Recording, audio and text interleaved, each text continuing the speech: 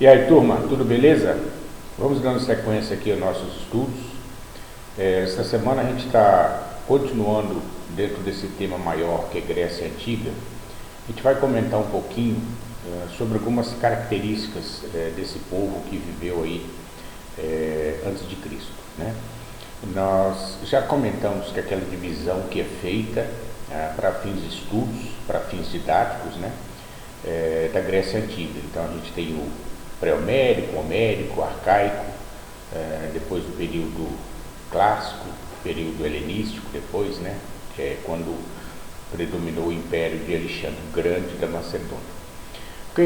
O que a gente quer comentar com vocês dessa vez e citar aí algumas dessas características do povo grego, da sociedade grega daquela época. A civilização grega ela foi se formando aos poucos, conforme vocês já viram, se aglomerando, primeiro os gêmeos, depois formando as cidades-estados, né?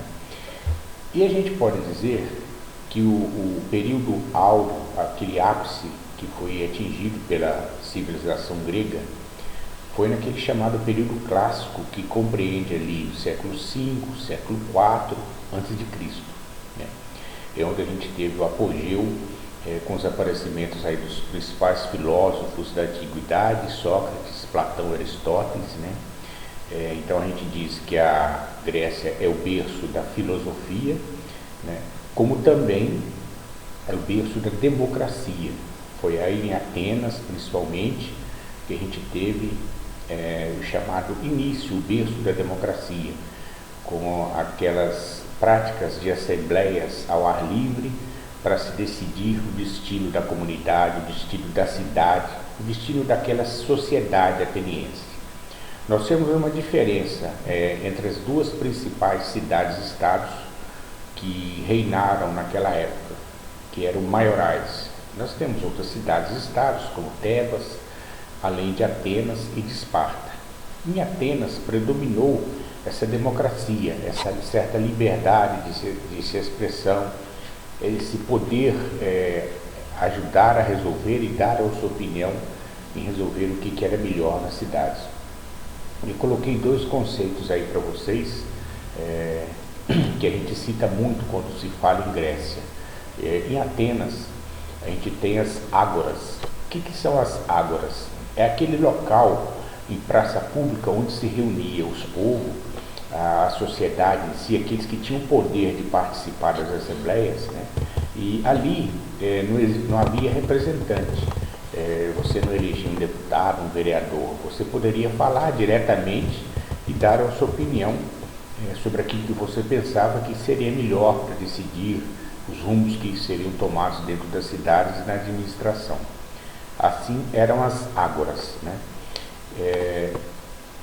Então é um local numa praça pública onde você poderia decidir os destinos, as melhores decisões a se fazer nas cidades, né? Nós temos também o termo acrópole, e na verdade é um termo que significa o local mais alto dentro da cidade.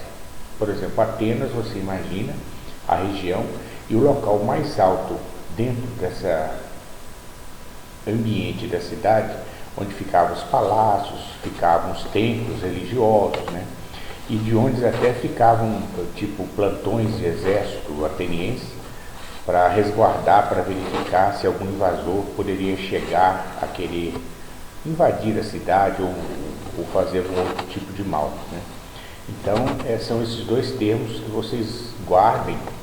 Isso normalmente pode ser até pedir em provas futuras e tal, mas para vocês se familiarizarem, que são a Acrópole, que é o local mais alto da cidade, onde se situava os templos religiosos, né, os palácios dos governantes, e as ágoras, que eram os locais em praça pública onde se faziam as assembleias para se decidir o que era melhor para a cidade, né? É nesse período, conforme eu disse para vocês, então, período grego clássico, ali, século V, século IV a.C., que a gente tem o grande apogeu, o grande ápice da civilização grega, né? Nos textos que seguem para vocês, a gente tem alguma coisa sobre política, né? E está comentando justamente sobre isso, que a democracia desenvolveu-se principalmente em Atenas, onde os homens livres tinham oportunidade de discutir questões políticas em praça pública, né? Lembrando, mulheres não podiam participar, somente homens após 21 anos, os escravos não, e aqueles que eram estrangeiros não poderiam também participar das decisões da cidade, correto? Fala-se uma democracia, a gente fica aí, entre aspas, imaginando como que seria essa democracia de então, ainda excluía mulheres e alguns outros tipos de pessoas. Mas aqueles que eram possíveis participar, eles tinham toda a liberdade de se manifestar, de expressar o seu pensamento sobre aquilo que fosse melhor para a sociedade que vivia. Cada polis tinha sua própria organização social e Atenas, por exemplo, admitia escravidão por dívida ou guerra. Já Esparta, que era a cidade mais militarizada, tinha poucos escravos, mas possuía os servos estatais, né? Então, lembrando para vocês que a gente tem em Esparta uma sociedade mais militarizada, né? Tudo voltado para o militar, para o exército. Tanto é que a gente tem histórias aí de que a criança já é induzida a práticas militares, né? A questões aí ligadas ao exército, para que ele já se adequasse, para que ele já se ambientasse desde criança com esses conceitos. Na economia grega, a gente tem aí que se baseava em produtos artesanais, na agricultura, no comércio, né? Uma outra questão, a religião da Grécia Antiga, uma religião politeísta, ou seja, cultuavam diversos deuses, né? Lembrando o termo politeísta, cultuar vários deuses. Quando se fala em monoteísta, é porque aquela sociedade, aquele grupo de pessoas tem um só Deus para cultuarem. Em relação à cultura grega, que ela está muito ligada à religião, né? A literatura, a música, o teatro, contavam os feitos dos heróis e sua relação com os deuses que viviam no Olimpo. As peças teatrais naquele momento, em relação à cultura, eram muito populares. Peças de tragédia, peças de comédia, mas principalmente as peças relacionadas aos assuntos de tragédias gregas eram muito difundidas. Inclusive tem até hoje algumas peças antigas gregas que são traduzidas e foram traduzidas nessa idade contemporânea e que você tem aí em teatros aí mundo afora. Então as peças teatrais eram muito populares e todas as cidades tinham seu espaço cênico, que era chamado de orquestra, o local onde se exibiam esses teatros, né? O primeiro período de formação da Grécia, conforme eu já falei para vocês, o homérico, depois vocês têm o pré-homérico, o homérico, depois a gente tem o arcaico, né? Aí a gente vem com o período clássico, né? E por fim aquele período já o chamado período helenístico, depois, que conta a história que quando foi Alexandre da Macedônia que assumiu, que invadiu a Grécia e assumiu o poder em geral. Dentro da questão da cultura grega, pessoal, a gente tem que nos chama muita atenção até hoje, é muito falado nos livros de história, mas não só nos livros de história, na parte de literatura em geral, sobre cultura, a gente tem que abordar a questão da mitologia grega. Porque a mitologia, na verdade, são histórias e lendas que são contadas do passado, né? Existiu um poeta que viveu nesse período aí, século 8 a.C. aproximadamente. Ele tem marcado para ele tem duas escritas, dois livros, Ilíada, duas obras, Ilíada e Odisseia, né? E são histórias fantasiosas, são histórias lendárias, né? Alguns livros mais atuais a gente vai ler que não se sabe se realmente Homero foi um poeta que existiu, que viveu naqueles tempos, ou se o nome Homero é simplesmente uma homenagem àquela época de determinado momento que tinha aquele tipo de escrita literária, né? Então, porque o que se pensa é que a obra Ilíada, que é dada a Homero, e a obra Odisseia, que também seria de autoria de Homero, teria um espaço muito grande entre uma obra e outra. Então, como que uma pessoa, um ser humano, poderia viver tanto tempo, né? para escrever essas duas obras. Em todos os casos são questões aí de historiografia que a gente fica sempre com essa dúvida, porque afinal de contas faz tanto tempo. Mas o que a gente tem como ideia é de que as obras famosas que chegaram até nós, Ilíada e Odisseia, principalmente Odisseia, que conta aí uma história de Ulisses, né, que lutou na guerra de Troia e volta para sua terra depois de muitos anos e demora muito tempo para voltar, né, para sua terra natal, e nesse caminho ele vai lutando contra monstros horrendos, sereia que se apaixonou por ele, queria levá-lo para o fundo do mar. Enfim, é uma situação assim realmente de uma história lendária, de uma história de muitos mitos, né? Por isso que a gente tem esse termo de mitologia. Mitologia grega significa histórias e lendas, conforme eu disse para vocês, né?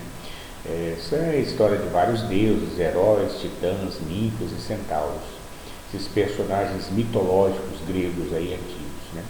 Quem tiver a oportunidade futura de poder pegar essa obra de Homero, que é Odisseia, vocês vão verificar toda essa situação que ele passa até a chegada novamente em sua a ilha onde ele morava, na sua terra natal, e ele passa por diversas situações, diversos apertos, entre aspas, aí, ameaçado por deuses, né? Mas enfim, é uma história fantasiosa, uma história mítica, como se diz, né? A história de Odisseia do poeta Homero, que, lembrando, além dessa Odisseia, também escreveu Ilíada, né? São questões aí que vocês acompanham, que vocês vão ter a oportunidade de ler aí ao longo do texto para se familiarizar mais, né, sobre essas características principais da Grécia no período clássico, né, sobre a cultura, sobre a política.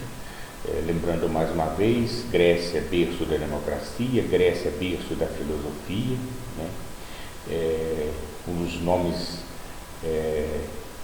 matemáticos, aí, o pai da matemática também, também dessa época da Grécia, né? Então, a gente tem uma infinidade de situações que ocorreram nesse período da Grécia que nos remetem a pensar o quanto ainda naquela época, sem tecnologia, sem nenhum recurso a mais, né, como a gente tem tantos outros hoje em dia, e o pessoal já tinha uma cabeça pensante muito boa, certos conceitos muito bons, né? E vale a pena ler, vale a pena ficar a par desses assuntos aí todos da Grécia Antiga, que são muito instigantes para todos nós, nos chamam a atenção pela inteligência do pessoal daquela época, pelo modo de pensar, e que foram os primeiros, né, por exemplo, na parte de filosofia, maneiras de se pensar, de se levar a vida, essa democracia ateniense.